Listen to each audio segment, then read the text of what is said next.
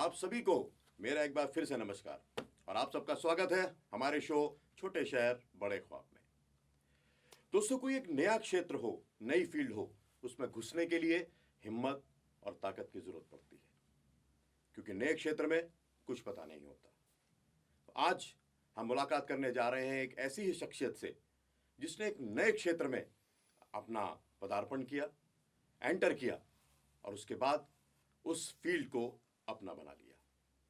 इटावा के एक बहुत ही मध्यम शहर से निकलकर वो इंसान हिंदुस्तान के और इंडस्ट्रियल शहरों पर छा गया, जैसे बेंगलोर, बद्दी, रुद्रपुर, हिमाचल, उत्तर प्रदेश, हरिद्वार और सब जगह पर उसने अपने कार्यक्षेत्र का विस्तार किया। तो आइए स्वागत करते हैं अलर्ट एंटरप्राइजेस के owner and the visionary dream merchant Brajendra Tripathi. आइए त्रिपाठी जी। नमस्कार संदीप जी। बहुत बहुत स्वागत है आपका छोटे शहर बड़े ख्वाब में। धन्यवाद। एक बात बताइए, क्या आप सच में ख्वाब देखते हैं? हाँ बिल्कुल, और बहुत सारे। बहुत सारे जी। फिर तो खड़े होकर बात करने से काम नहीं चलेगा, बिल्कुल। बैठना ही पड़ेगा। बैठिए। धन्यवाद जी त्रिपाठी जी, तो अपने काम और अपने ख्वाब के बारे में कुछ बताइए। काम मेरा फायर सेफ्टी का है और बहुत छोटे से शहर से मैंने इस काम को शुरू किया था और ख्वाब ये था कि इसको मैं बड़े शहरों तक लेकर जाऊं और अपने बिजनेस को इसका विस्तार करूं, इसको एक्सपेंशन करूं और अपने आप को एक इस फील्ड का एक इस्टेब्लिश प्लेयर अपने आप को इस्टेब्लिश प्लेयर के तौर पे अपने आप को इस्टेब्लिश कर सकूं। ये मेरा ख्वाब था और उस ख्वाब की तरह मैं काम कर रहा हूँ लगातार। तो लगता है आपको कि आपका जो ख्वाब है वो पूरा हो गया? थैंक यू तरुण। नहीं, अभी ख्वाब पूरा नहीं हुआ है, क्योंकि ये समझ लो मेरी एक आदत है कि एक ख्वाब जब मेरा पूरा हो जाता है तो मैं एक नए ख्वाब को फिर बुनना शुरू कर देता हूँ, उसको बुनना शुरू कर देता हूँ। तो ख्वाब लगातार पूरे करता रहा भी हूँ और आगे और नए ख्वाब देखे भी हैं, जिससे मैं और निरंतर काम करता रहता हूँ और नए नए ख्वाब और नए नए टारगेट्स अपने लिए तय करता हूँ, फिर उनको अचीव करता हूँ। मेरे ख्याल से जितने भी हम बड़े कॉरपोरेट्स के नाम लिए जाते हैं दुनिया भर में, जी। अंबानी हो, महिंद्राज हो, बिरलाज हो, शायद ये लोग भी इसी सोच के लोग होंगे, क्योंकि इनके ख्वाब भी दिन प्रतिदिन नए नए इनके साथ ऐड होते जाते हैं, तभी शायद इनका कार्यक्षेत्र और एरिया इनका बड़ा होता चला जाता है। देखिए, सिर्फ आप जो नाम ले रहे हैं सिर्फ वो नाम ही नहीं, जो भी सफल व्यक्ति है जिसने सफलता की ऊंचाइयों को छुआ है, अपने आप को एस्टेब्लिश किया है, वो सब इसी प्रोसेस से निकलते हैं वो। जी। तो अगर आप ख्वाब नहीं देखोगे तो आगे नहीं बढ़ पाओगे। जब आप ख्वाब देखते हो, फिर उसको उस ख्वाब को पूरा करने की जब आप कोशिश करते हो और वहां पर पहुंचने के बाद फिर एक नया ख्वाब आप देखते हो, तो वो इंडस्ट्री का क्षेत्र हो, बिजनेस इंडस्ट्री में हो या कोई भी इंडस्ट्री हो, आप फिल्म इंडस्ट्री में है या किसी भी इंडस्ट्री में बात करें, जहाँ पे जिन्होंने अपने आप को बहुत ऊंचाइयों तक ले जाने के बारे में सोचा है, तो वो बड़े हैं। अगर आपने एक ख्वाब सोचा और उसे पूरा करने के बाद आप शांत बैठ गए, तो निश्चित तौर पर आप आगे कभी नहीं बढ़ सकते। बिल्कुल बिल्कुल। तो वो चीज़ है। शुरुआत कहाँ से हुई आपकी? हाँ, शुरुआत तो एक छोटी सी जॉब से मैंने शुरू किया था। अच्छा, छोटी सी जॉब से? हाँ, अपने कैरियर के वहाँ से शुरुआत करी थी। एक्चुअली मैं बताऊँ संदीप जी कि बचपन से मेरा पढ़ाई लिखाई में बहुत ज़्यादा रुचि नहीं थी। वाह। हाँ, तो मुझे एक चीज़ बिल्कुल क्लियर हो चुकी थी जब मैंने अपना इंटरमीडिएट किया था। मुझे एक चीज़ क्लियर हो चुकी थी कि मैं बहुत ज़्यादा पढ़ने में होशियार नहीं हूँ, तो शायद कोई बहुत अच्छी जॉब के लिए उसके लिए मैं नहीं जा सकता हूँ, या उसमें मेरा सिलेक्शन शायद ना हो। तो मुझे क्या करना है? तो मैंने सोचा क्यों ना मैं व्यापार करूँ। अच्छा, उस टाइम एक चीज़ मेरे जहन में और आई, और वो ये थी कि अगर मैं कहीं नौकरी पे जाता हूँ, कहीं नौकरी के लिए करने के लिए जाता हूँ, तो मैं कहीं पर नौकरी मांगूंगा, तो क्यों ना कुछ ऐसा किया जाए जहां पर मैं अपने राष्ट्र के हित में भी काम कर सकूं। अगर मैं कोई व्यापार करता हूं तो वहां से मैं कुछ लोगों को नौकरी दूंगा भी। यानी ये जो आजकल हमारे प्रधानमंत्री जी कह रहे हैं वोकल फॉर लोकल, वो आप पहले से ही आप पहले से के दिमाग में था? बिल्कुल बिल्कुल। और उस वक्त मैं आपको बताऊं, मैंने एक टेलीविजन पे एक एडवर्टाइजमेंट देखा था, जिसमें एक बच्चा अपने पिता से बोलता है कि पिताजी मुझे नौकरी के लिए जाना है। तो उसके पिताजी उसको बोलते हैं कि बेटा, तुम नौकरी के लिए क्यों जाना चाहते हो? तुम एक काम करो ना, तुम खुद कुछ ऐसा व्यापार करो, कुछ अपना काम खुद करो जिससे आप दूसरों को नौकरी दो। इससे दो बड़े फायदे होने वाले हैं। एक तो जिस नौकरी के लिए आप जाने वाले थे वहां पर कोई और लगेगा। दूसरी बात, जब देश में बेरोजगारी का जैसा माहौल है या देश में लोग रोजगार की तलाश कर रहे हैं, तो वहां जब अपना व्यापार करोगे तो आप दूसरों को रोजगार दोगे, जिससे कहीं ना कहीं आप देश के हित के लिए भी काम कर सकते हो। वो एडवर्टाइजमेंट या वो स्क्रिप्ट मेरे दिमाग में कहीं बसी और मैंने सोचा कि मैं व्यापार करूंगा। तो यानी आपके पिताजी का भी आपके इस सोच के ऊपर, आपकी जो पूरी पर्सनालिटी है उसके ऊपर उनका बड़ा असर है? बिल्कुल बिल्कुल। मेरे पिताजी मेरे लिए आइडल हैं और मैंने उनसे बहुत कुछ सीखा है। उनसे मैंने धैर्य सीखा है। मेरे धैर्यवान है पिताजी, और उनका मार्गदर्शन मुझे हमेशा मिलता रहा, उनका सुताई हुई आशीर्वाद। कभी? जी सुताई हुई कभी पिताजी से? हाँ जी, सुताई भी हुई। हुई। हाँ देखिए, ऐसा है, हम हिंदुस्तान जो मिडिल क्लास फैमिली है, तो हमें जो आशीर्वाद है वो सुताई के तौर पे पहले मिलता है, मार्गदर्शन तौर पे बाद में मिलता है। तो निश्चित तौर पर सुताई भी हुई है। कुछ कोई बढ़िया सी सुताई का ऐसी कोई घटना हुई हो आपके जीवन की जो? बहुत सारी घटनाएं हैं। एक बार मैं बताऊं आपको कि तब हम लोग देहरादून में रहा करते थे, तो मैं एक दिन पढ़ रहा था, आई थिंक हाई स्कूल के एग्ज़ाम की बात रही होगी। तो सर्दी के दिन थे, मार्च में एग्ज़ाम होते, तो जनवरी फरवरी में पढ़ाई हो रही थी। तो मुझे अच्छे से याद है कि मैं एक दिन पढ़ रहा था, पढ़ते पढ़ते मेरी आंख लग गई, मैं सो गया। अब सोने के बाद, अच्छा, जब आदमी पढ़ रहा होता है, जो सोता है, तो उसको ऐसा लगता है कि वो नींद में भी पढ़ ही रहा है वो। तो पिताजी धीरे से कमरे में आए, तो उन्होंने पहले तो मेरी किताब मेरे पास से हटाई, और मैं सो रहा था। और जब उन्होंने फिर दूर से खड़े होके, जो मेरा घर का नाम है राजू, उन्होंने कहा राजू, तो मुझे लगा पिताजी आ गए, तो मैं वैसे ही पन्ने पलटने शुरू कर दिए रजाई में ही। मैंने कहा जी पिताजी। कहने क्या कर रहे हो? और सच बताऊं, मैं नींद में ही, पापा पढ़ रहा हूँ। तो उन्होंने मुझे एक जो मारा, और मेरी आँख खुली तो देखा मेरे सामने किताब नहीं थी। तो पिताजी बोल रहे कि बेटा किताब सामने है नहीं, तुम पढ़ क्या रहे हो? तो मुझे एहसास हुआ कि अच्छा मैं सो गया था। तो है ऐसे, पढ़ाई के लिए या कभी कुछ गलतियां हुई तो पिताजी ने डांटा है, और वो डांट फटकार जरूरी भी है। जीवन में तरक्की करने के बाद हम सीख नहीं पाते कि हमने गलतियां कहाँ पे करी है। तो उन्होंने प्यार से भी समझाया है, डांट के भी समझाया है, कई बार सुताई से भी समझाया है। अच्छा, जब हम एक सफलता का एक म्यार पा लेते हैं, when we get the success, तो ये जो मार पिटाई होती है अपने बड़ों की, क्या ये याद आती है? या हम पीछे मुड़कर देखते हैं तो उनमें से कुछ खट्टे मीठे क्षण हमें गुदगुदाते हैं जिंदगी हाँ में? बिल्कुल गुदगुदाते हैं। और लगता है कि देखिए, जीवन में जब हम कुछ काम कर रहे होते हैं, तो कभी कभी कुछ ऐसे लम्हे आते हैं जहाँ पर आप जो गलत करने जा रहे हो तो सब बच जाते हो, क्योंकि आपको याद आता है कि इस काम के लिए आपकी कभी पिटाई हुई थी। तो वो सीख आपको मिलती है, और वो सीख पूरे जीवन आपके काम आती है। तो बहुत सारे, जैसे मैं उदाहरण के तौर पर बात करूं, कि मैं अक्सर ऐसा महसूस करता हूं कि जैसे बच्चे अपने माता पिता से कुछ झूठ बोलते हैं। उन्होंने कोई चीज़ बोला, भाई बेटे कहाँ गए थे? उन्होंने कहा जी मैं वहाँ गया था। वो जहाँ गए थे वहाँ नहीं बताते, वहाँ बताते जहाँ वो नहीं गए थे। तो चूंकि मैं भी पिता हूँ, तो मैं भी देखता हूँ, तो मैं अक्सर एक बेटे से बात बोलता हूँ। मैंने कहा बेटा, अगर तुम झूठ बोल रहे हो तो इसका मतलब ये है कि तुम जानते हो कि तुमने जो किया है वो गलत है। गलत है। ठीक है, उसके करने के बाद भी तुमने किया है। तो जीवन में जो चीज आप अपने माता पिता से, अपने बड़ों से जो नहीं कह सकते हो, तो समझ लो तुम्हारे लिए करने योग्य भी नहीं है। तो ये सीख मिलती है कई बार पिताजी से, जो मुझे, जो उन्होंने सिखाया मुझे। तो मुझे लगता है कि जो काम मैं एक्सप्लेन नहीं कर सकता हूँ, किसी को मैं कह नहीं सकता हूँ, वो काम मुझे नहीं करना चाहिए। अच्छा, आपको ये कब लगा कि फायर की लाइन में आपको जाना चाहिए, यानी इस काम को पकड़ना चाहिए? संदीप जी, जैसा मैंने आपको बताया कि मैं करियर के लिए सोच रहा था, और सोचा कि व्यापार करना है, तो दिमाग में आया कि कौन सा व्यापार किया जाए। अच्छा, मेरा शुरू से एक चीज़ रही है कि जो भीड़ जिस काम को कर रही है उसे नहीं करना चाहिए। अगर आपको सफलता की तरफ जाना है तो कुछ अलग हट कर करो। तो जब मैं कुछ सर्च कर रहा था काम के लिए, जब मैं जॉब भी कर रहा था, तो जॉब से रिलेटेड जब मैं लोगों से मिला, बातचीत हुई, तो मुझे लगा कि एक फायर सेफ्टी का जॉब एक ऐसा जॉब है जो, अगर 50 बच्चे ग्रेजुएट करते हैं, इंजीनियरिंग करते हैं, और उनसे पूछा जाए वो क्या करना चाहते हैं, तो शायद उसमें से एक भी ये नहीं बोलेगा कि मैं फायर सेफ्टी के फील्ड में जाना चाहता हूँ, क्योंकि ये थोड़ा सा यूनिक फील्ड था। फिर एक प्रश्न आता है कि आप जिस काम को करना चाहते हो उसका सैचुरेशन पॉइंट क्या है, वो कहाँ जाके वो काम रुक सकता है, सैचुरेशन आ सकता है। तब भी मैंने उसमें तय किया था, फायर सेफ्टी एक ऐसी, या सेफ्टी एक ऐसी चीज़ है, ये एक ऐसा फील्ड है कि जब तक इंसान है, जब तक इंसानियत है, वो अपनी सुरक्षा के इंतजाम करता ही रहेगा। तो यूनिक फील्ड भी था, और इसमें कभी सैचुरेशन आने वाला भी नहीं था, इसलिए फिर मैंने इस फील्ड को चुना, और इसमें बहुत अच्छे से काम किया मैंने। कभी फेल होने का डर नहीं लगा? क्योंकि यूनिक फील्ड में फेल होने के चांसेस भी उतने ही रहते हैं। फेल होने का डर मुझे कभी नहीं लगा, सच्चाई में बताऊं आपको, क्योंकि आप असफलता की बात अगर कर रहे हैं तो मुझे असफलता से कभी भय नहीं हुआ। मेरा कुछ इस तरह का भी है कि मैं असफलता से कभी भयभीत नहीं हुआ, और सफलता को लेकर कभी बहुत ज्यादा उत्साहित भी नहीं रहा मैं। और असफल ना हो इसीलिए पढ़ाई भी छोड़ दी? इसीलिए पढ़ाई भी छोड़ दी, क्योंकि असफल नहीं होना असफल है। नहीं होना है। तो जब कभी असफलता अगर आती हैं तो वो भयभीत नहीं करती हैं, वो मुझे और ज़्यादा एनर्जी देती हैं कि वो क्या कमियां रह गई जिसकी वजह से सफलता नहीं मिल पाई। तो और दुगनी ताकत से मैंने कोशिश करी, और मैं फिर उन सफलता को हासिल किया। तो मुझे असफलता से डर नहीं लगता। वो मुझे ऊर्जा देती हैं और मुझे सोचता हूँ मैं कि इसमें और क्या किया जाए जिससे मैं सफल हो सकूं।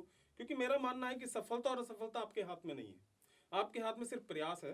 तो मैंने प्रयास पे फोकस किया है। अगर उस प्रयास को करते करते सफलता नहीं मिली तो मैं प्रयास को चेक किया कि कैसे इसको और ढंग से किया जाए कि मैं उस सफलता को हासिल कर सकूं। तो ये मैंने हमेशा किया। अच्छा, तकरीबन 30-35 साल से आप अपनी इस एक्टिव लाइफ में हैं। जी। तो जब कभी आप अपने जीवन को पीछे मुड़कर देखते हैं तो कभी ये एहसास होता है कि यार ये एक चीज अगर मैं बदल सकता तो मैं बदल लेता, तो कौन सी वो चीज होती? नहीं, शायद ऐसा तो नहीं लगता कि ये चीज़ होती तो मैं बदल लेता, क्योंकि जो चीज़ें मुझे लगी कि इन्हें बदल देना चाहिए उन्हें समय समय में मैं बदलने की कोशिश करी भी है। लेकिन हाँ, अगर आज के सिनेरियो की मैं बात करूँ तो व्यस्तता के कारण ऐसी बहुत सारी चीज़ें हैं जो मुझे लगता है कि यार ये मैं नहीं कर पा रहा हूँ। तो भविष्य में जो मेरी प्लानिंग है वो ये इस चीज़ को लेकर है कि जो चीज़ें मेरी छूट रही हैं इनको मैं रिकवर करूँ। जैसे व्यस्तता होने के कारण, चूंकि मैं रंगमंच का मुझे शौक रहा है, रंगमंच जी। मैंने किया भी है, तो लगता है कि वो विधा कहीं मुझसे छूट रही है। तो लगता है कि समय निकालूं थोड़ा सा अब रंगमंच की तरफ ध्यान देने के लिए। क्योंकि संदीप जी, मेरा एक मानना है कि जब हम काम करते हैं और काम करते हुए जो हम धन अर्जन करते हैं उससे हम अपने शरीर के सुख के लिए तो चीज़ें ले पाते हैं, लेकिन आत्मा का जो सुख है आपके भीतर, वो कई बार उस धन से नहीं उसको सुख मिल पाता। तो आत्मा के सुख के लिए हमें कुछ काम करना है, जैसे रंगमंच हो गया या कल्चर एक्टिविटीज़ हो गई या समाज के लिए कुछ अच्छा करना है। वो मेरी आत्मा की ख्वाहिश है जो है दिमाग में कि आने वाले कुछ समय में जिस पे मैं काम करना चाहूँगा।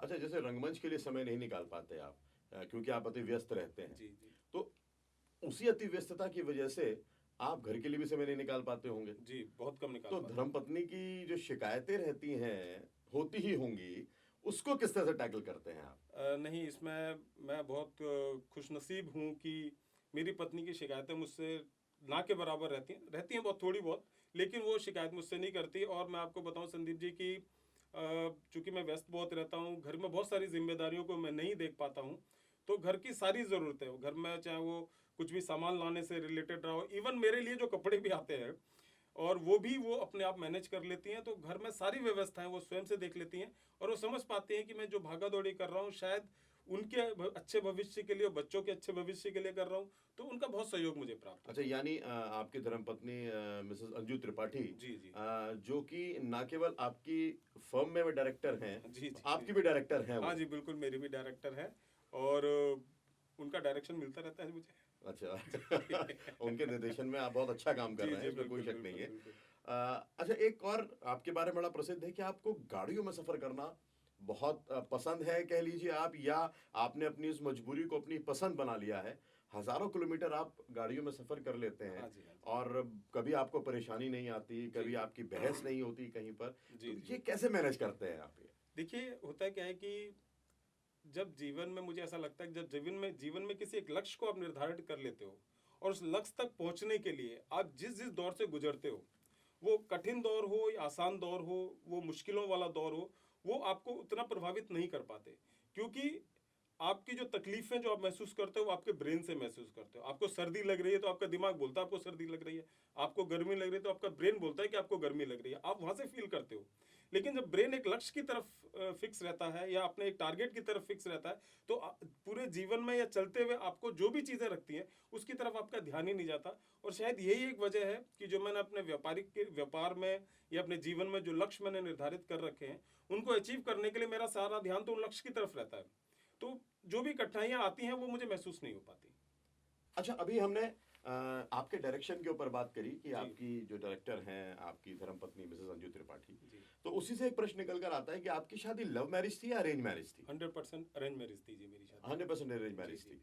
अच्छा, कोई मतलब किस तरह से हुआ ये? आप लोग कैसे जीवन में एक दूसरे के जी आए? जी जी। क्या वो एक्चुअली किसी दूसरे शहर की थी और आप दूसरे शहर के थे, या क्या, किस तरह से हुआ नहीं, ये? हम किसी दूसरे शहर के नहीं थे, इवन हम किसी दूसरे मोहल्ले के भी नहीं थे। अच्छा। हम लोग एक ही मोहल्ले में रहते थे और हमारा घर जो है वो हार्डली 100 मीटर के डिस्टेंस पे था।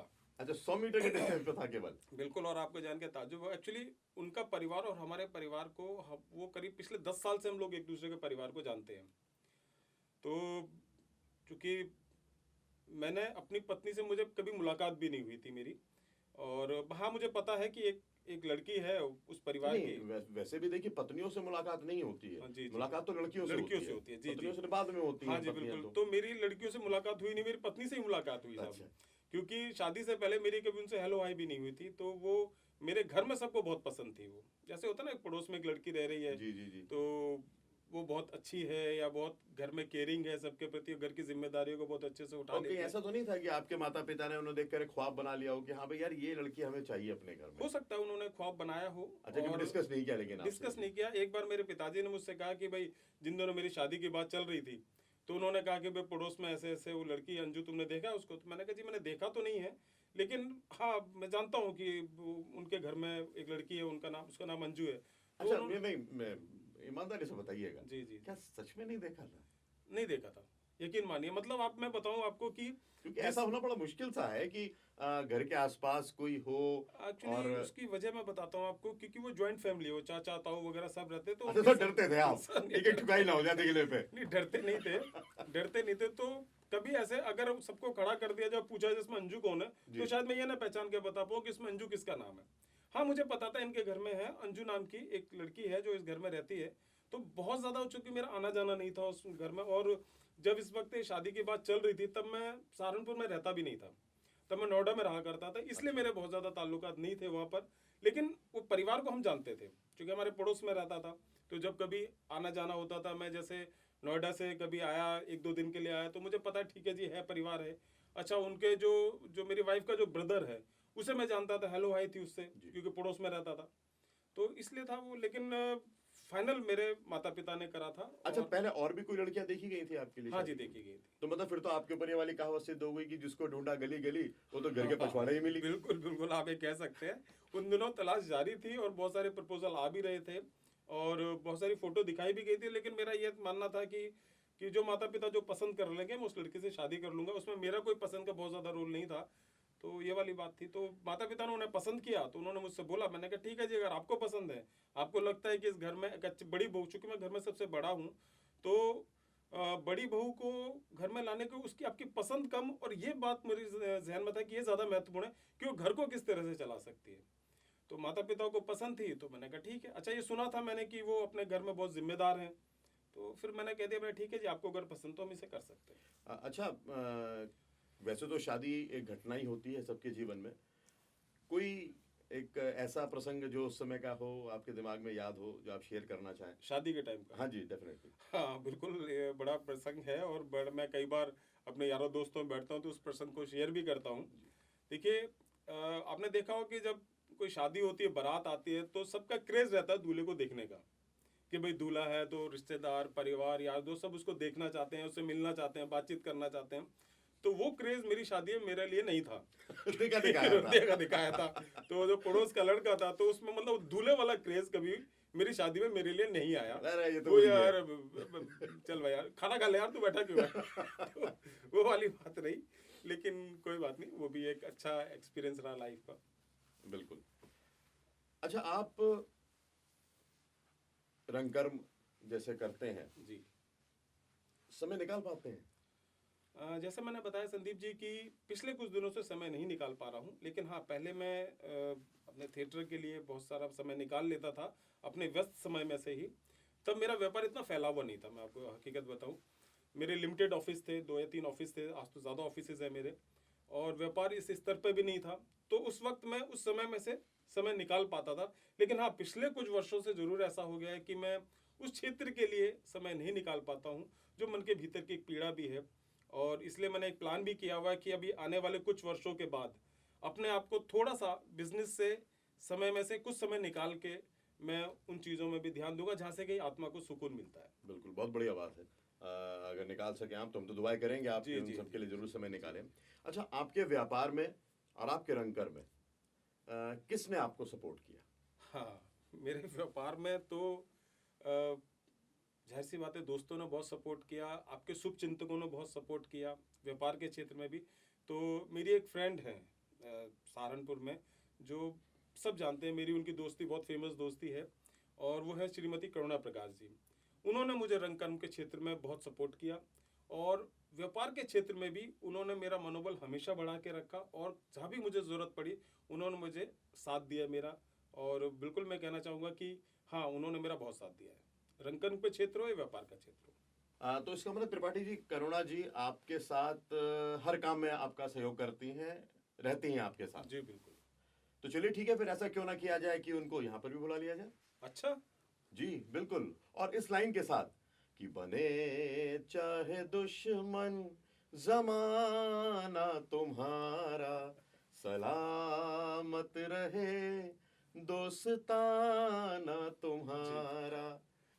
तो दोस्तों, अब समय आ गया है उस शख्सियत से रूबरू होने का जो पश्चिमी उत्तर प्रदेश की बहुत पुरानी, बल्कि मैं कहूँगा शायद सबसे पुरानी रंगकर्मियों में से एक हैं, और जो पेशे से सेवानिवृत्त वाणिज्यकर अधिकारी हैं, और जिनकी दोस्ती त्रिपाठी जी के साथ सुविख्यात है। तो आइए स्वागत करते हैं करुणा प्रकाश जी का। आइए करुणा जी, स्वागत है आपका छोटे शहर बड़े ख्वाब में। बैठिए। जी करुणा जी, क्या व्यक्तित्व है आपका? प्यार, आशीर्वाद, सम्मान, जिंदा दिली, जैसे छोटों के लिए बहुत सारा प्यार लड़ाई झगड़ा मार कुटाई नहीं? हो जाती है, हो जाती है। किसी से, लेकिन जिंदा दिली ज्यादा है, बचपना ज्यादा है। त्रिपाठी जी से कब लड़ाई हुई थी आखिरी? या गिनती नहीं है? याद नहीं रखते, होती याद रहती नहीं, है। लेकिन होती रहती है। होती रहती है। हाँ, वो चलता रहता है। अच्छा, पार्ट एंड पार्सल है, दोस्ती है तो लड़ाई है, बिल्कुल और जी। लड़ाई है तो और दोस्ती है। लड़ाई के बिना तो दोस्ती भी नहीं है। अच्छा, लड़ाई के बिना दोस्ती भी नहीं है। मैं तो ऐसा मानती हूँ, क्योंकि जिस पर अधिकार होता है आदमी उसी से लड़ता है। बिल्कुल बिल्कुल बिल्कुल। अच्छा, तो बताइए त्रिपाठी जी से आपकी मुलाकात कब और कैसे हुई? त्रिपाठी जी से मेरी मुलाकात, मुझे आज भी डेट याद है, 7 फरवरी 2000 में मेरी इनकी मुलाकात हुई थी। एक वो नेटवर्क मार्केटिंग का कुछ था, तो वो नेटवर्क मार्केटिंग स्टार्ट करवाने के लिए त्रिपाठी जी मेरे पास आए थे। अच्छा, यानी नेटवर्क मार्केटिंग से आपका नेटवर्क जुड़ा। बिल्कुल बिल्कुल सही, यही कह सकते हैं कि नेटवर्क मार्केटिंग से हम लोगों का नेटवर्क जुड़ गया था। भरोसा कैसे हुआ आप दोनों को एक दूसरे के ऊपर? खैर बेसिकली पहले मैं आपसे ही पूछूंगा, आपको भरोसा कैसे हुआ इनके ऊपर? अच्छा, मुझे कैसे क्योंकि हुआ? महिलाओं पर तो अक्सर पुरुष भरोसा कर ही लेते हैं। हाँ, तो त्रिपाठी जी का केयरिंग देखकर, इनकी सपोर्टिंग नेचर को देखते हुए, और आप जानते हो लेडीज के पास एक छठी आंख होती है ना, सिक्स सेंस, उससे पता चल जाता है कि किस तरीके का आदमी है, जी। और निगाहें पढ़ लेती हैं लेडीज, ये तो मानेंगे आप। जी। अच्छा, छठी इंद्री। हाँ, छठी अच्छा, इंद्री, मुझे छठी सिक्स आंख, सेंस। मैं हाँ, सोच रहा था, बिल्कुल। मैंने कहा ये बाकी की तीन वाली आंखें कहाँ चली गई वो। नहीं, जी सिक्स जी जी। सेंस से आदमी, और त्रिपाठी जी की जैसे नेचर है, केयरिंग मेरे लिए तो है ही, वैसे त्रिपाठी जी सभी के लिए केयरिंग और सपोर्टिंग हैं। तो मुझे वो सब चीज़ें देख के धीरे धीरे भरोसा होता गया, और फिर आगे पता चली जाता है ना व्यवहार से कि आदमी किस तरीके का है। कितने साल हो गए आप लोग की दोस्ती को? 20 साल। 20 साल हो हाँ, गए। 21 फरवरी में 21 साल हो जाएंगे।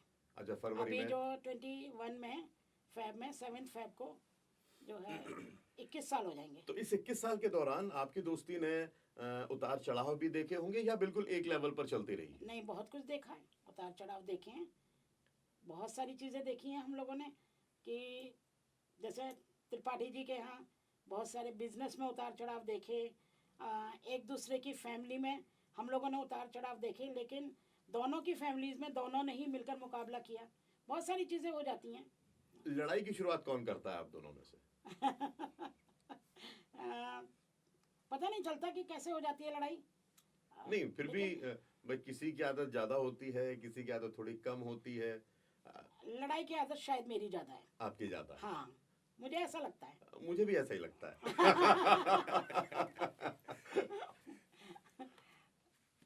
त्रिपाठी जी ने भी हमें बताया कि आपने इनको व्यापार में और रंगकर में बहुत सहयोग किया है, कितनी सच्चाई है इसमें? व्यापार में तो देखिए, त्रिपाठी जी की खुद की मेहनत, खुद की लगन। अच्छा, झूठ बोल रहे हैं इसका मतलब? नहीं, मतलब झूठ इसलिए कि ये है कि जैसे बाहर जाना है त्रिपाठी जी का, या बिजनेस में है, कभी मैंने कोई राय दे दी या कुछ है, लेकिन ज़्यादा त्रिपाठी जी की मेहनत, उनकी लगन है। अच्छा, ये इनका शायद इनका ऐसा सोच है, इनकी ऐसी थॉट है क्रेडिट देने की अपने साथियों को। हाँ, वो तो है त्रिपाठी ऐसा जी कहना ने है आपका? हाँ, अपने हर साथी को पूरा क्रेडिट देते हैं कि, और लेकिन रंग कर्म की बात बताएं कि हम लोग एक प्ले देखने गए थे यहाँ पर महाराज सिंह डिग्री कॉलेज में, मैं और त्रिपाठी जी। तो वहाँ से मुझे ऐसा लगा कि शायद त्रिपाठी जी के मन में एक इच्छा है रंग कर्म को करने की, और मुझे ऐसा भी लगा कि उनके अंदर ऐसा है कि ये रंग कर्म में हिस्सा ले सकते, मतलब रंग कर्मी हो सकते हैं, एक्टिंग कर सकते हैं, थिएटर कर सकते हैं। तो मैं बहुत दिनों से थिएटर छोड़ चुकी थी उस समय, तो मैंने कहा चलो दोबारा से स्टार्ट कर लेते हैं।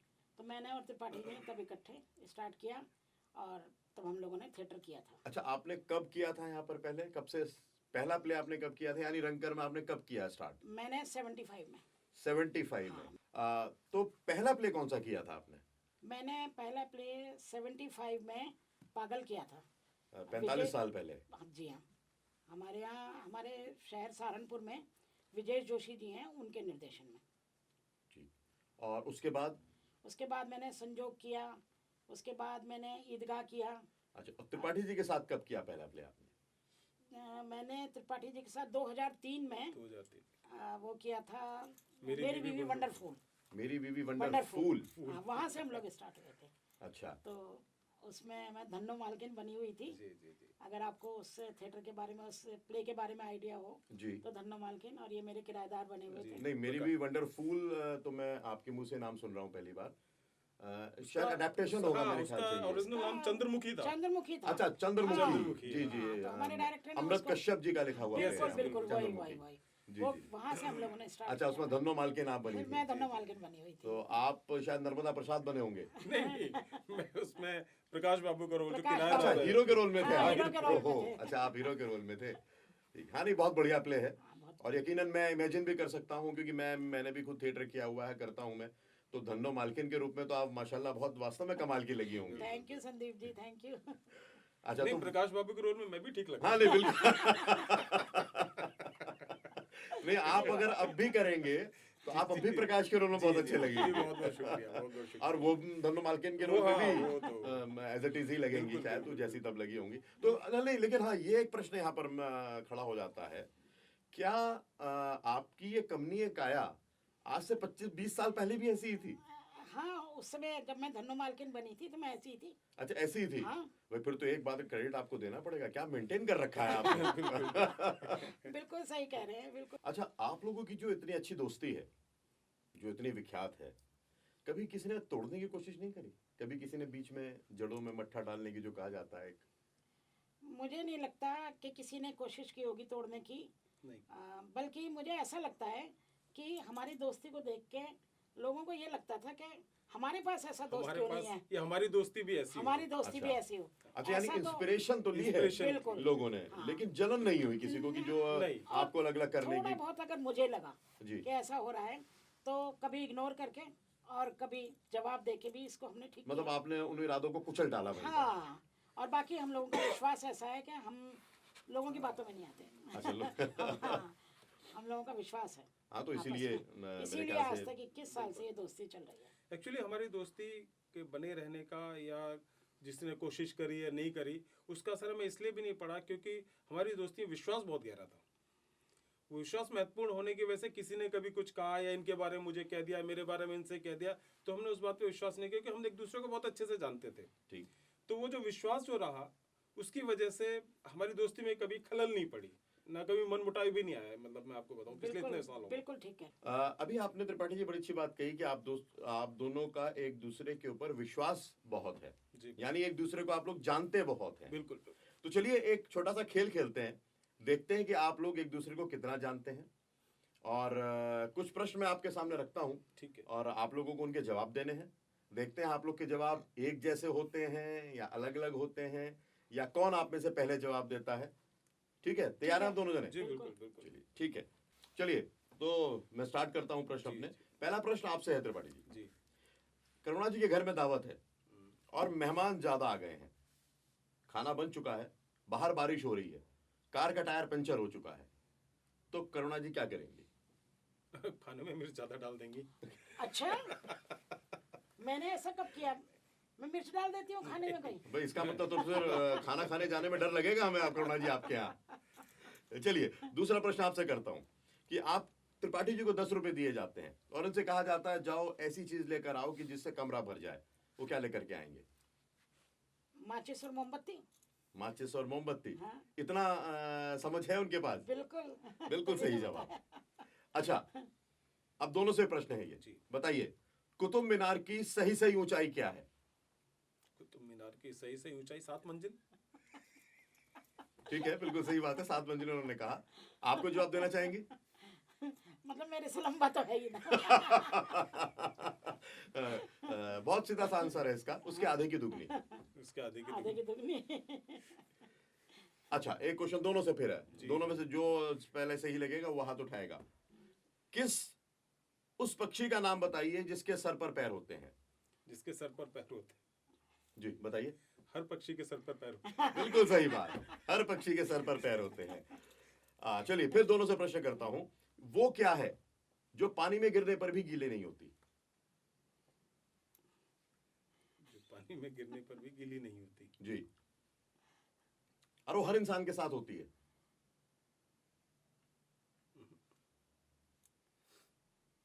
हारी। हारी। परछाई।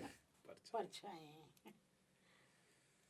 चलिए अगला क्वेश्चन पूछता हूं आपसे। अगर गुप्ता जी के गार्डन में शर्मा जी की मुर्गी ने अंडा दिया तो अंडा किसका होगा? गुप्ता जी का। गुप्ता जी का? हाँ श्योर? हाँ। आप कुछ कहना चाहेंगे? नहीं जी, गुप्ता जी का ही होगा। गुप्ता जी का ही होगा।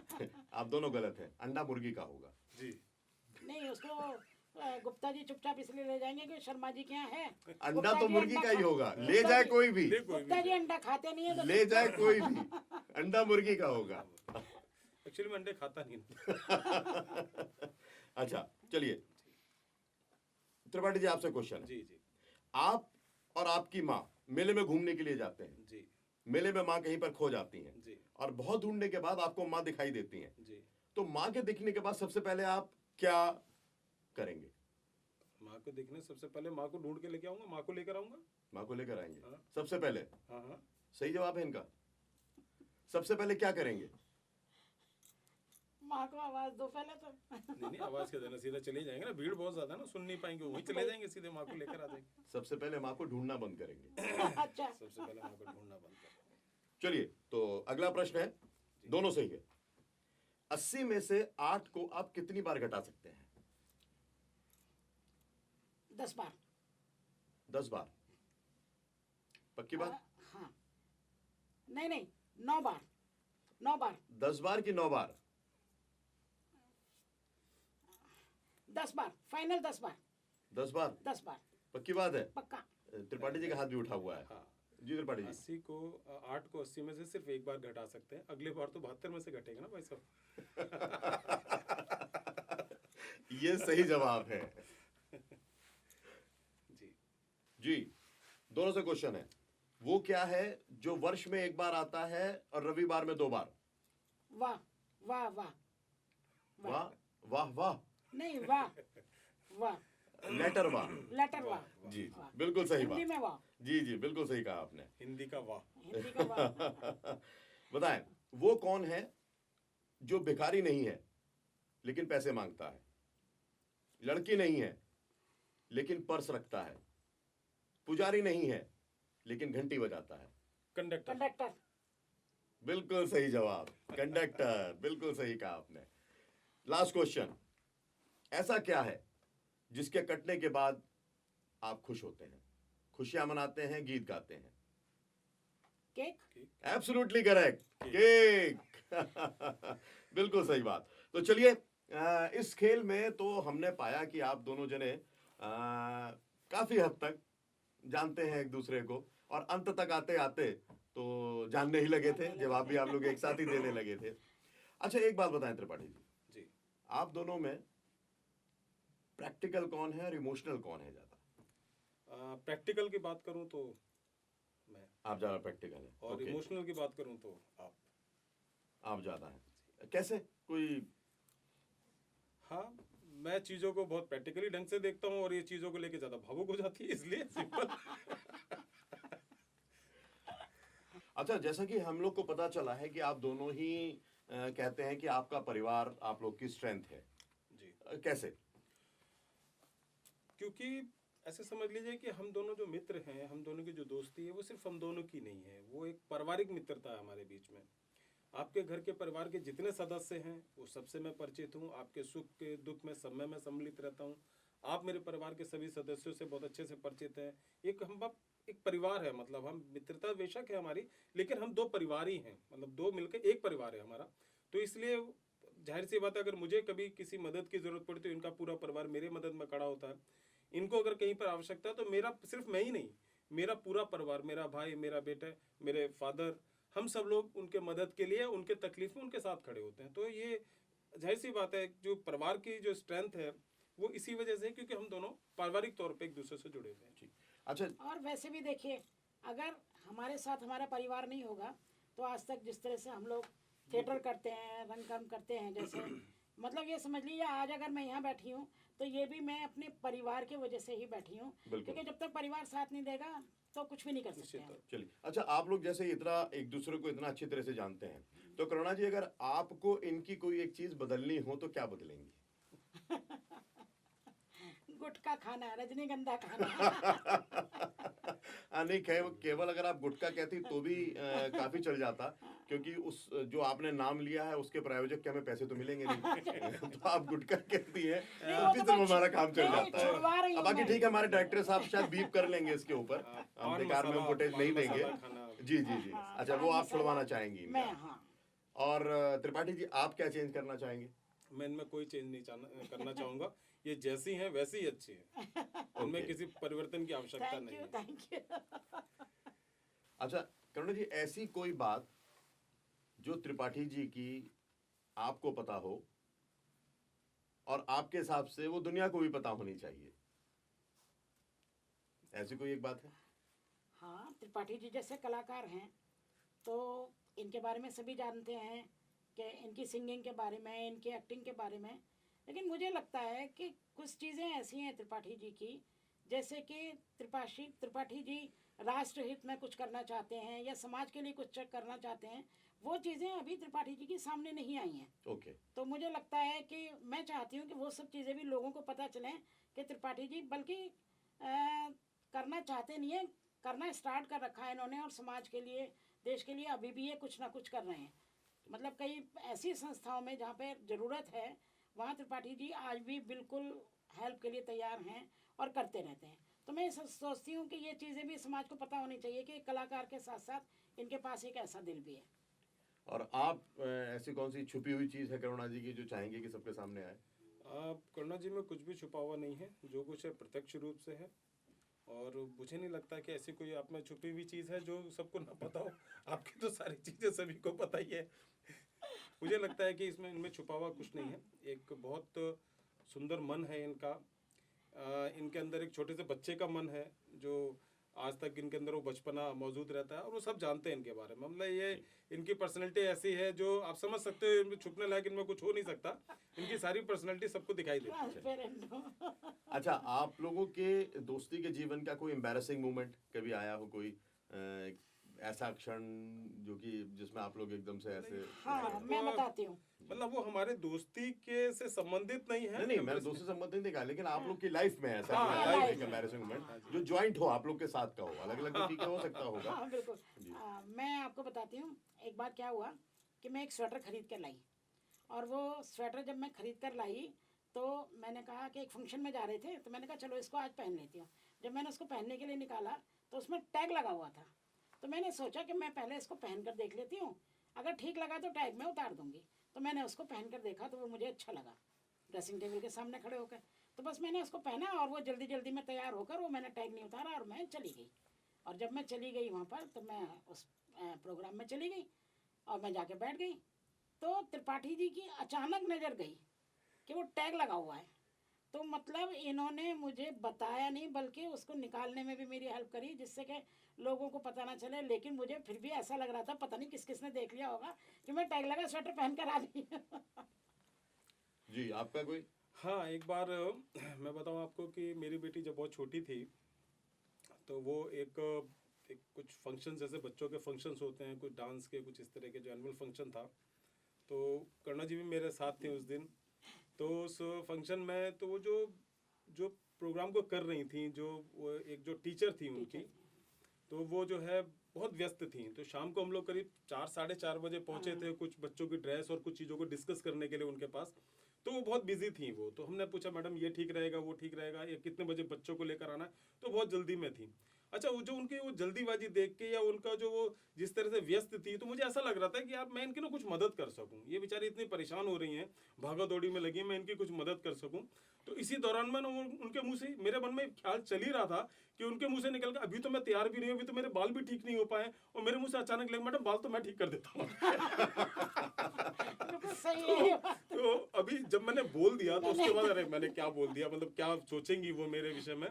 तो फिर खैर उन्होंने मुझे देखा, लेकिन वो समझ गई कि इनके मुंह से अचानक निकला। वो आज भी मेरी बहुत अच्छी दोस्त है।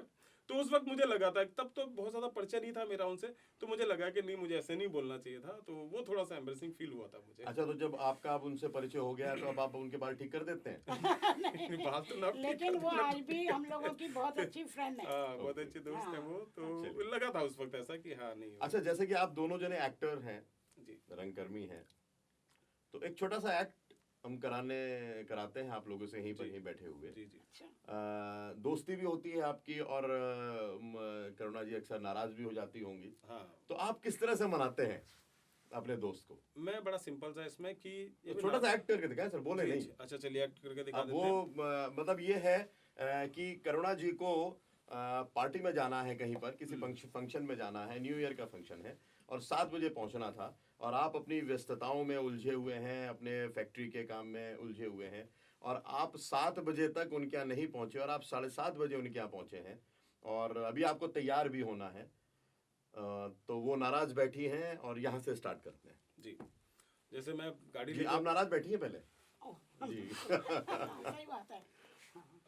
चलिए, वो टाइम वैसे हम लोग लेट हो गए, चलो प्रोग्राम में चलना है। आपका तो रोज का यही है, लेट क्या, बस मतलब आप जो है ना, मतलब आए क्या करने बस। बस चल लीजिए, वैसे बहुत लेट हो ऐसा गया। है। अच्छा, एक काम करते हाँ, हैं, मुझे लगता आपकी है- जितनी नाराजगी है ना, वो मुझे प्रोग्राम के लगता बाद आप दिखा लेना, लेकिन अभी इसमें और देर हो जाएगी। ऐसा है, मुझे तो ये लगता है कि आपके पास जो इनविटेशन है वो प्रसाद का आता है, और बस कथा का नहीं आता है। अच्छा बाबा, रोज का- सॉरी सॉरी सॉरी। अच्छा ठीक है ना, गलती हो गई मेरे से। अब तो चलो चलो रास्ते में चलो लड़ते चलो रहेंगे। चलो चलो चलो। नहीं तो ऐसे और करके लड़ते- मैंने मना रास्ते लेता। में लड़ते रहेंगे नहीं देखिए, तो। बड़ा सिंपल सा है, आपकी दोस्ती में आपका अगर कोई मित्र नाराज है आपसे और किसी वजह से आपको पता है कि आपने देर से आप हो गए हैं, तो आपको सॉरी कह देना ही ज्यादा बेहतर रहता है।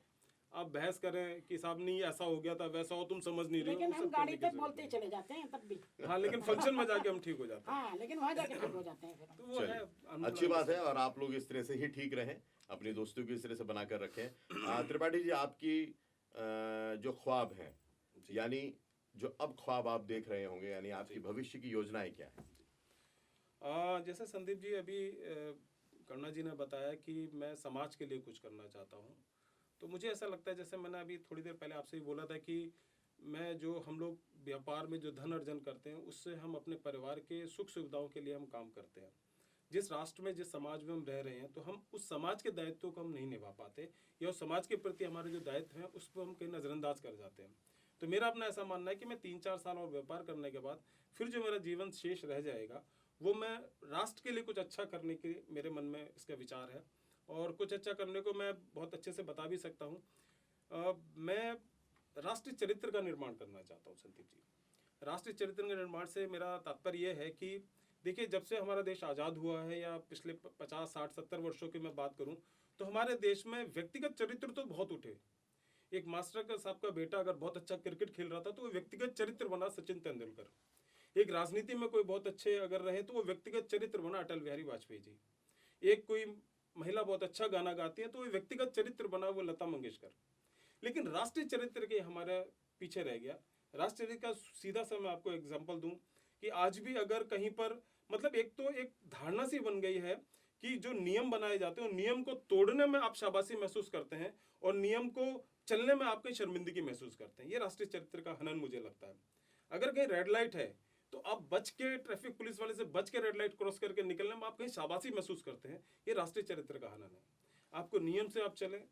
अगर सभी लोग अपने राष्ट्रीय चरित्र को निर्माण अगर हो जाए और राष्ट्रीय चरित्र में अपनी भूमिका निभाने लगे, हर व्यक्ति अपने अपने पार्ट पर, चाहे वो सरकारी नौकरी में है, चाहे वो व्यापारी के तौर पर है, वो किसी भी क्षेत्र में है, या वो राजनीति के क्षेत्र में है, अगर उनका राष्ट्रीय चरित्र का निर्माण अगर हो जाए तो हमारे देश की उन्नति बहुत ज्यादा हो सकती है। हमारा देश जिसमें बहुत सारी संभावना है, बहुत सारी शक्ति है, उसका हम सदुपयोग कर सकते हैं और हम एक अच्छा सा देश को बहुत ऊंचाइयों तक ले जा सकते हैं। तो मुझे लगता है कि जैसे मैंने तय किया है कि आज से 4 या 5 वर्ष बाद जब मैं अपने आप को व्यापार से निवृत्त कर लूँगा और ये जो जिम्मेदारियां हैं अपने परिवार में बेटे को दूंगा या कुछ और चीज़ें करूँगा, तब मैं इस तरफ मैं काम जरूर करना चाहता हूँ। ये मेरा ख्वाब है और मेरी दिली इच्छा है। तो अगला विधायकी का चुनाव कब लड़ रहे हैं? विधायकी के चुनाव की आवश्यकता नहीं है उसमें। नहीं, जिस तरह की सोच आपकी है, मुझे बिल्कुल नहीं लगा कि आप तो जो है बिल्कुल ये चुनाव लड़ने के लिए उपयुक्त इंसान है। राजनीति नहीं है उस माध्यम में जाने के लिए। राजनीति आप किसी पद के माध्यम से या किसी स्थान पर पहुंचकर आपको करें, ऐसा जरूरी नहीं है। अगर सांसद और विधायक अगर राष्ट्रीय चरित्र का निर्माण कर सकते तो 70 साल से है वो इस देश के अंदर। बिल्कुल उन्होंने राष्ट्रीय चरित्र का निर्माण करने के लिए लोगों के अंदर की आत्मा को जगाने की आवश्यकता है, लोगों से बात करने की आवश्यकता है, लोगों को ये प्रोत्साहित करने की आवश्यकता है कि नियम को मानना ज्यादा अच्छी बात है। सम्मानजनक बात यह है कि आप नियम को माने, सम्मान इसमें नहीं है कि आप नियम को नहीं मान रहे हैं। तो मैं उस तरफ से काम करना चाहता हूँ। बहुत बढ़िया। ये तो खैर मजाक की बात थी, निसंदेह आपकी जो सोच है बहुत ही बढ़िया सोच है। और हमें ये भी जानकारी है कि आप दोनों जने संगीत का भी शौक रखते हैं, गायन का भी शौक रखते हैं, और कार्यक्रम के हम बिल्कुल अंतिम पड़ाव में हैं। तो क्यों ना एक गाना आप दोनों की तरफ से हो जाए। वैसे तो 2 लाइन आप बोलो, 2 लाइन गला सा खराब है, लेकिन फिर भी आपने कहा है तो हम लोग को। वैसे भी इतने अच्छे सिंगर नहीं है। हाँ, हम अच्छे सिंगर नहीं हैं, लेकिन नहीं, हम उतने अच्छे श्रोता भी नहीं है। अपनी श्रोता कोई बात नहीं, श्रोता जो है बहुत बहुत अच्छे अच्छे हैं। हैं। अच्छा, एक साथ गाना ये नहीं रहते है। हैं। 2 लाइन अलग अलग गाएं या? जी, जैसा आप लोग उचित समझें। ये रातें, ये मौसम, नदी का किनारा, ये चंचल हवा, आ, आ, ये क्या बात है आज की चांदनी में कि हम खो गए प्यार की रागनी में। ये बाहों में बाहें, ये बहकी निगाहें, लो आने लगा जिंदगी का मजा। ये रातें, ये मौसम, नदी का किनारा, ये चंचल हवा। Thank you Tripathi ji, thank you Karuna Prakash ji. तो ये थे श्री विजेंद्र त्रिपाठी, जो छोटे शहर इटावा से निकलकर उन्होंने बड़े ख्वाब देखे और उनको साकार किया। ऐसे ही और बहुत सी शख्सियतों से हम आपको लगातार मिलवाते रहेंगे कार्यक्रम छोटे शहर बड़े ख्वाब में। नमस्कार दोस्तों, अगर आपको हमारे कार्यक्रम छोटे शहर बड़े ख्वाब पसंद आता है तो प्लीज कमेंट कीजिए, लाइक कीजिए, शेयर कीजिए और सब्सक्राइब कीजिए। और अगर आपके आसपास कोई ऐसी हस्ती है जिसने बड़े ख्वाब देखे हैं लेकिन उसके बारे में कोई जानता नहीं है, तो उसे हमसे मिलवाइए। हमारी मेल आईडी पर उसके बारे में जानकारी दीजिए, हम उसकी पहचान सारी दुनिया से करें।